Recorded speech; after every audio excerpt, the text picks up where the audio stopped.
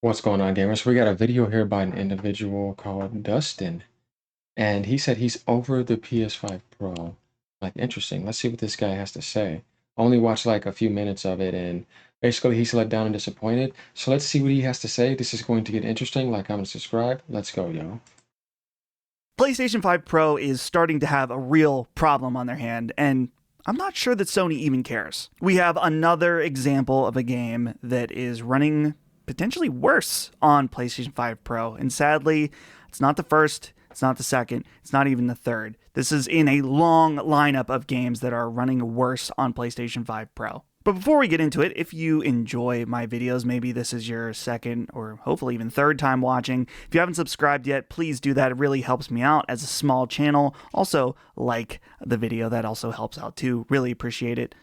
So let's talk about PlayStation 5 Pro. This is the second time Sony has done a Pro console. Of course, the PlayStation 4 Pro back during that generation was pretty interesting and new ground for the console space. Yeah, And it was pretty exciting. and it was $399, the price of the original console, right? Where, intelligence was still going on in the gaming industry, and not ridiculous, stupid greed. At the time, because that was right around the time that 4K TVs were starting to become more commonplace because they were cheaper to get and also just getting pretty good overall. And so with PS5 Pro coming out last year, it's a little interesting just because I feel like the hype is a little bit different. This feels much more enthusiast grade, and mainly because I think the jump to PS4 Pro might have been a little more obvious because of that move over to 4K TVs. Yeah. But now, during the advent of the PS5 Pro, people have really nice TVs, particularly a lot of gamers with OLEDs, high refresh rates, quick response times, all the niceties of a modern TV. And so I think the sell on a PS5 Pro was a little bit more difficult. Mark Cerny in the initial reveal was talking about how games on PlayStation 5 have a performance mode and they have a quality mode. And a lot of times people don't like choosing between the two. They want to have the quality and the performance at the same time. I'm one of those people as well.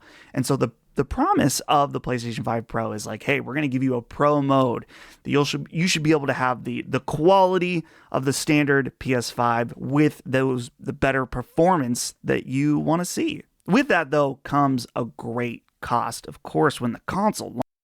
Yeah, I agree with him on that. And like I said, going from the PS5 to the PS5 Pro, it was nowhere near the feeling and the deal you got from going from the PS4 to PS4 Pro. It felt like a great steal and a very, very good pro consumer move. Launched $699, Yeah. Oh, uncharted territory, really, in the modern era of consoles to be that expensive. Of course, the PlayStation 3 notoriously was also very expensive, but things have changed. But it seems like we're going back to this high console price. If you want those frames, you want that resolution, you're gonna pay for it. And then when the PS5 Pro finally came out, the Unreal Engine 5 didn't say so. it seemed like the results overall were a bit mixed. We had some examples of games being absolutely excellent. Something like Final Fantasy VII Rebirth comes to mind. There was just a revolution on how much better it performed, how much better the image quality was. And other games that were just kind of, The reason why is because of Unreal Engine 4. There was no problems with that. That just gives you the idea there. You see 5, totally different dimension. And that game was in this game and the other games, they were amazing. And they had no problems with 4, just like Stellar Blade had no problems. You know what I mean? So, yeah, that says a lot about that. nice, but not necessarily justifying that increased price tag. But Yeah. early on, we started to get our first few glimpses of certain titles just simply not looking quite as they should on PlayStation 5 Pro. For me, I remember the earliest example was Silent Hill 2 Remake, which really just had a poor implementation of PSSR. I remember there was a lot of talk about these puddles in this opening scene just not looking quite like you'd expect. And I remember at the time on Sacred Symbols, the PlayStation podcast I'm a part of, that you should absolutely check out, being like, this is absolutely ridiculous. You have customers that are paying a premium, probably even their second PlayStation 5, and they're having games come out that are not as good or have clear issues. That doesn't sound like a very good way to reward that customer for the purchase of a premium console. And I get it. I think Mark Cerny has specifically said that they are letting the improvements be up to the developer themselves. You know, Sony's not going to go in and tell you how to implement PS5 Pro features, but I sort of feel like there's a missing step in here where games need to go through certification to make sure that they are running properly and that they work on the PlayStation, arguably to varying degrees, but it seemed like there's not really any kind of quality check for PlayStation 5 Pro. Yes, and Sony said they want to start doing test servers too, so they could possibly add that in. But I read them. The way that it worked was just like a massive kind of like advertisement and deception. And now you're here now we are where we are now, and you're still seeing those issues, and you're still waiting on Amethyst. It's almost like you were being used as a guinea pig or a beta tester to get the real stuff ready. Not an accident. And that has continued since the launch of the system. And Yeah. there has been numerous examples. Black Ops 6 notoriously had weird frame rate issues on PlayStation 5 Pro. The Avatar game had weird PSSR flickering in its foliage. Dragon's Alan Dogma. Wake 2 also, when it launched, definitely looked not so hot on PlayStation 5 Pro. I believe Star Wars Outlaws was also an example, but maybe that's been fixed It at was. this point. And Jedi. Most recently, though, and I did a video about this, is that the Metal Gear Solid Delta release, where the PS5 Pro sure has better resolution, but just overall runs at a lower frame rate than the standard PS5. And I can see a perspective that's like, well, it's only running a little bit worse, and a lot of these cases, the problems aren't like in your face bad, right? But the point is, the PlayStation 5 Pro is not meant to be the mass market PlayStation 5. It's meant for the nerds like me that care about that Yeah, it's for hardcore enthusiasts. performance. And so I think in particular, it is important, even if these details are minor, the customers, the people, the target audience for this product are the people that are going to notice these things. So that leads to the most recent and fresh example is Silent Hill F. At the time of me recording this, just released last night at midnight for the early access period.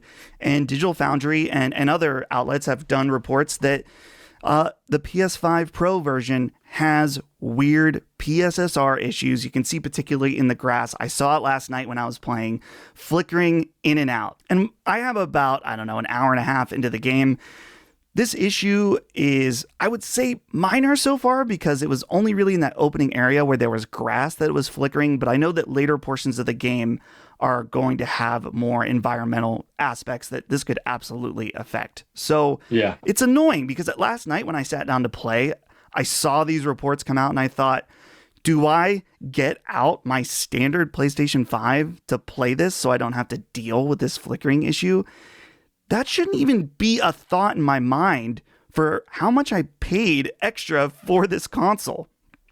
And it's even worse now, too, because the price of the PlayStation 5 Pro has gone up. It's $749 now. And one of the even crazier things to me is that we now have a few examples of big AAA releases that just aren't even doing actual PS5 Pro support. Yeah, Dying Light was one of them, the Beast, right? And then you see the Silent Hill DF problem, but then you're jacking up the price, but yet you're still having issues. Yeah, it doesn't make sense. It's not good. It's anti-consumer.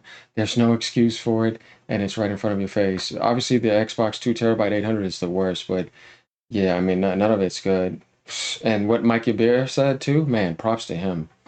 Got a video on that coming, so we got to do that. But that exposes all those companies, not just Microsoft. Recently, Borderlands 4, which has a host of issues non-related to the Pro features, but also Dying Like the Beast, no PS5 Pro support officially. Now, to be fair, these games do benefit from the increased performance of a PlayStation 5 Pro, just kind of raw dogging it, but they do not have actual PlayStation 5 Pro support. So, how do we solve this? What is there? And taking too many piss in, what we say in the British term, mate, taking a piss off in the wind? The pisser. Gotta stop doing that.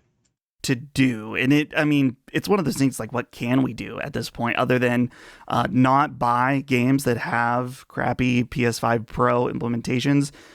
Yeah. The sad part is a lot of people bought, myself included, a PS5 Pro based on our experience with PS4 Pro, which I would say was solid overall. I have think one. there were also some examples of maybe a few games running worse on PS4 Pro, but nowhere near to this degree. My ideal solution, and I'm just a guy, And $350 cheaper.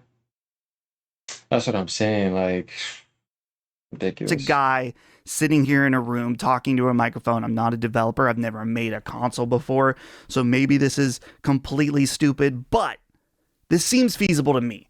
What I would do is that Sony, I think, should avoid well, I mean, they can't avoid it at this point. It's already here, is that the word is out that a lot of PS5 Pro games not running as good, asking for a premium price. These things are all bad. To me, why is it not part of the certification process that if you are releasing a PS5 Pro certified game, that somebody during the certification process at Sony can look at the two modes and say, okay, the PS5 Pro mode, it must run better than the PS5 standard mode. It's tough. I know that I can already feel a little bit of the cracks in my argument because it's like subjective. It's like, well, are we preferring frame rate? Are we? Yeah, if you're gonna do performance mode, I should be able to get the same settings you have and get higher frames if you can do that. And then if I'm maxing out those frames past 60, I can turn up some stuff to it, kind of balances that. But yeah, that's kind of the point. Preferring. And like Sony said, 80% of gamers, or at least 70 plus percent, choose performance mode. So they want the highest frames. They don't care about the maxed out graphics like that. Resolution. But I think even it's not necessarily even that crazy. All you need to do is look at some of this footage here and be like, oh yeah, that's a problem. And I get it. It's not Sony's job to do QA on third-party games. They are kind of, doing their own thing. Sony's just the platform holder. So I understand that. But at the same time, it's like, dude, Sony, you're the one selling this PS5 Pro as the premium experience. And if the big games that people are buying either don't have PS5 Pro support, or when they buy them, it looks worse, that's an optical problem for the device. So yeah, it's a frustrating situation, and just too many examples recently. It can't be really ignored. I think it needs to be said. It's like, dude, we got to get this together. People are spending so much money now. Money is so tight. And it just sucks when you buy things and they are subpar. And so I would like to see better. So that's it for this video. I hope you guys enjoyed it. What do you think about this PS5 Pro? It's been a letdown, and you've been beta testing. Could it get better with the FSR4 and GTA 6 and all that? Yeah, I'm looking forward to that. We'll see. But yeah, before that, yeah, definitely uncalled for. So let me know what you guys think about this. He's obviously disappointed and he wants to see better. Obviously, he likes PlayStation. We can see the stuff in the background and everything. So yeah. Well, hopefully Sony can get rid of the pisser for good soon. Later, y'all. Peace out. Ponies, sit down.